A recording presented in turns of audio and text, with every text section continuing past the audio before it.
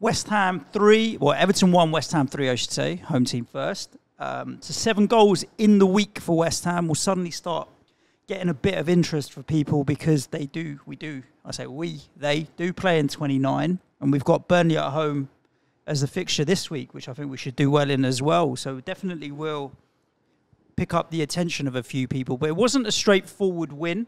I think, to be honest, on stats-wise, you would say that Everton had more opportunities and more chances, but the quality wasn't particularly there, and West Ham still carried a threat throughout the game. I feel like we would feel a draw was fair, and Everton might think they've lost an opportunity to win a game of football. But they didn't do enough in front of goal to justify winning the game, in my opinion. They do have a real problem with scoring goals, Everton. And I don't think Beto is the solution to that problem necessarily. But then nor is Calvert-Lewin, so I don't know what they're going to do. So Everton have got, 3 home league wins this season? Okay. It's 7 defeats. In those 7 home league defeats, they have missed 22 big chances. Wow. It's more than 3 a game missed. In those 7 games, that includes 4 against yourselves at the weekend. That also includes a 0 in there against Arsenal. It's 1 penalty in that, right? 4 against Fulham, 5 against Wolves, 5 against Luton, 3 against Manchester United, 1 against Man City, 4 against West Ham. That's courtesy of EFC Stato, retweeted by our Everton correspondent, Spirit Blues. So, still remain convinced that they'll be all right. But I get it's a fine line. Like, if you're a season ticket holder at Goodison Park and you're going every week, despite the fact we know that without the points deduction, they'd be higher in the table. 3 home wins is not good enough, is it? They're actually out of trouble because of their away results, which is kind of 8th, 9th, I think, best away record this season. That home record, he's shite, mate. That's bad. He's shite. After 75 minutes, I did think we're going to win the game. But despite not being dominant, I thought we're going to break away, we're going to nick this 2-1, and we're going to walk away happy despite not really. You offer 4 big chances. I mean, even just remove the Beto penalty, the chance that Harrison put on the plate for McNeil, which went straight into Areola's body, and that was at 1-0 already, wasn't it? I think. Like, that should be 2-0. It's game over. You can't believe that's not gone in. So I think it's one that could easily flip the other way, as it does for FPL managers. On the flip side, Areola. West Ham had chances as well. It wasn't like we didn't carry any goal threat all of a sudden, and we've put 3 away. Okay, 2 late goals, understandable, but the difference with Paqueta makes such a change. We told you. He's just that calm nature and the ability to pick out a ball and just doesn't lose it. He's a hell of a player. Alvarez had a phenomenal game as well. He's really proved to be a really good signing. And Ward-Prowse played well as well. It was an all right performance. Kudus is a funny one. I don't know. He's not a very clean dribbler. I don't know how to describe it. I always think when he's dribbling, at any moment, he doesn't feel like he either has the ball in control, or it looks like he's going to lose it. But he never does. He always comes out of any challenge with the ball, and I don't understand why. Because I always think he's going to lose. He goes in zigzags a bit. Yeah, he ducks in this way and that way, and I'm like, the ball's too. It's not like Messi. When Messi dribbles, the ball is glued to his feet. Oh, okay, just checking. Yeah, the ball is glued to his feet.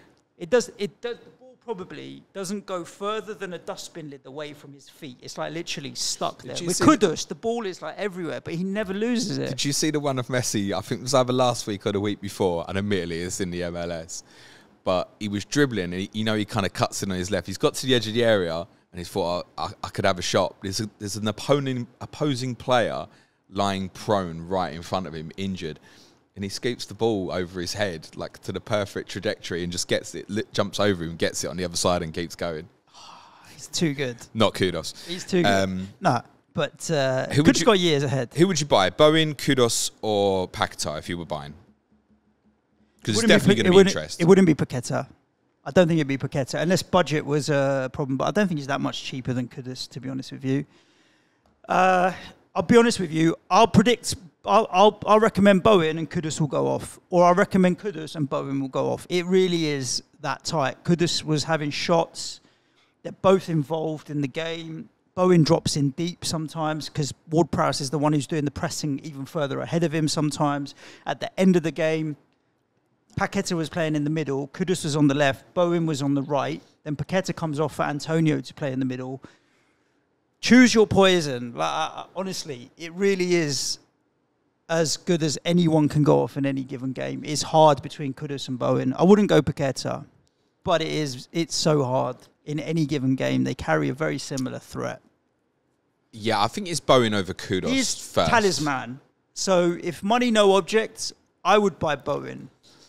But that doesn't mean you can then, oh, well, Kudus outscored Bowen, and you said Bowen. But this is it. It's No. It's this one game, isn't it? Who would you pick? Like Haaland or KDB? But either one could pop off in a game, right? Obviously, the added benefit, of course, is the fixture in 29. It's 2 home games for West Ham as well, right? So I think... I mean, what would you... If you were going into this week and you want to buy a midfielder, what are you going to do? You're going to buy like a Bowen or you're going to buy like a Ross Barkley? Bowen, all day long. Yes, I all day completely long. agree You've with got that. to think, like, we've just come off the back of 2 wins. Confidence now is suddenly, right, okay, we've got away with it a little bit at Everton and come away with 3 points where it could have been 1. We've beaten Brentford at home. Now is a game that we're expected to win. Burnley at home, in front of the home crowd. I think it will be a good vibe. I think, we should be looking to win that 2 or 3. Here's an interesting dilemma for someone like me, because I might end up taking a hit, which would part be getting Kudos in 29. As an example, I already own Bowen. But then psychologically you think, well, if I'm going to do that, get him now for Burnley at home, right? But then I do it now, and then I'm benching instead on... I'm probably selling Foden, and then what? I'm benching the likes of Bailey instead, who I think's got the 4th best... He might be 2nd best in home games, possibly, in terms of per start, maybe, for returns. So, but you want to do it now, don't you? Yep. I'm almost willing an injury. To force you to do it. In a weird way, because you want to do it now, I think. Yeah, see, I'm in a position with Saka, can't sell this week. Foden, not selling. Son, not selling. Palmer, I need him before and after 29. And then I've got Thomas Souček. I'm not going sideways Souček to Bowen for 29. So what West Ham do you think you'll have in 29? Areola, Souček and who? And Souček. And depending on what position, it'll either be Emerson if I need a defender or Bowen if I need a forward. To be honest, I would... midfielder. You're going to need both, just get the offensive player. Yeah, Bowen. You said Emerson there, so I take it that's the defensive player you'd go for. Yeah, 100%. So far, was getting forward as well. But Emerson with Paqueta on that side. He also falls into the line of interest. If I need a defender this week and go, right, Emerson, Burnley at home, Villa at home, Newcastle away is a bit more ugly in 30, but just go, okay, yeah, maybe, might be worth it if I need a playing body now. If I get confirmation that Trippier's out, that's where you think you're going. I think I'd probably go to Emerson. Rather than a Bournemouth or a Luton defender. Yeah. I mean, you've got Doughty. I've already got Doughty. I don't want double Luton defence, man. Me neither. No point. That's why I've just ruled that off the table. And I'm like, who from Bournemouth? Like you said, is it Kirkes? Who am I going to buy? I don't really want a Bournemouth defender. I'd rather go If I was going to have double defence of Bournemouth or Luton, if the goalkeeper's one, I think it's fine. Like, if you're going to go Neto and Kirkes, fine. Kaminsky and Doughty, fine. Do I want to go, I'm going to take a -4 for bloody Ted and Mengi? No, it's not. No, I don't want to be doing that, personally. I wouldn't be doing that. On Areola. Yes. So he's now the highest scoring goalkeeper in the game, Suj. Yeah. Laughing at the back. 52 of his 99 points have come in 5 games, which were Chelsea at home, Manchester United at home, Arsenal away, Brighton at home, and Everton away. Absolutely conceivable that someone has benched him in all 5 of those. His average in his other 19 games is 2.47 points per game. Yep. I think for many of us, we'd have probably had those returns if it wasn't for Dubravka's price, Kelleher's price now, for those who've gone that sort of way, where it was more likely we're going to bench him this week, even though Everton away was probably the best of those 5 fixtures. Other teams have better fixtures. From the replies of the tweets I sent, there's definitely people who have benched him in all 5. Liverpool, Newcastle, both kept clean sheets. It was just the penalty save that made the difference. But I'd still rather have the choice every week. Honestly, he's been hammer of the year so far. What a goalkeeper. So he's got 13 points, but if Beto scores the penalty, the choice to put the Dubravka in goal is the right choice, isn't it? Yeah.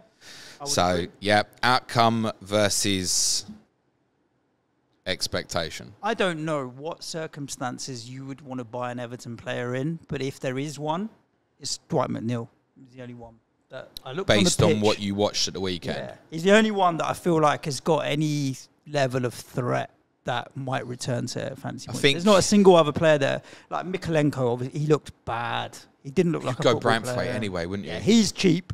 I don't mind Branthwaite just because he's so cheap. And Pickford is fine. I think there's better But goalkeeping this options. is not now. This is for those wildcarding in 30 or 31. I think Everton will be on the agenda, yeah. Everton have honestly a great run in. So I think most people wildcarding around 30, 31, I think will go with a Pickford or Branthwaite. So it's one to keep an eye on. It probably comes down to your choices elsewhere, which one you fall into, rather than Pickford over Branthwaite or vice versa. Yeah, I think, as covered, I think getting a West Ham offensive player rather than, say, a Luton or a Bournemouth midfielder this week, particularly for those not free hitting in 29, should be considered. Fulham 3. Paqueta's back, 7 goals in 2 games. Yeah. I think you could play devil's advocate on that. Of course you can. The 2 goals we scored to win the game yesterday, Paqueta wasn't on the pitch. Okay, fine. He'd been substituted. Let me put it a different way then. I think, don't be surprised if Burnley have more of the ball at West Ham on Sunday, which means, Suj? We're going to win. First thing I check whenever we win, what was the possession? 44% against Everton. We won the game. You have 44% at Everton.